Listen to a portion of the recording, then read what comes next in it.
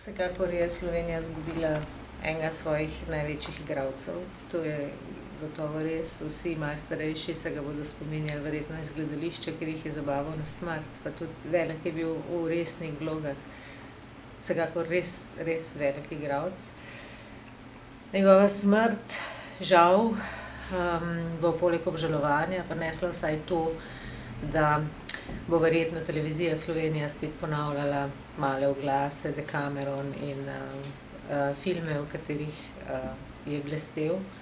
Jaz se ga pa seveda najrajši spominjam iz gledališča, iz Moliera in tudi iz Cankarja. To je, kar se tiče, saj je bil, hvala Bogu, nagrajen z veliko Prešernovo nagrado, vsaj to si je zaslužil in tisti njegov govor ob prejetju je bil nepozaben. Mislim, da bo televizija tudi zdaj to ponovno vrtela.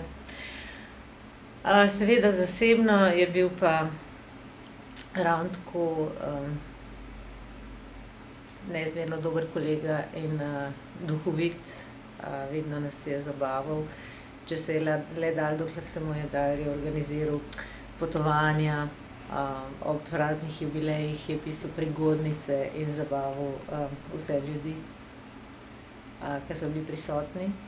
Res, da je šlo to velikokrat verjetno na račun njegove družine, ampak ob sebi je imel vsa ta leta našo kolegico Majo Šugman, ki mu je stala ob strani v dobrem in slabem, z velikim srcem in z dobro voljo. In to danes zjutraj, tako da mislim, da je imel lepo življenje in zato naj počiva v miru in slava mu.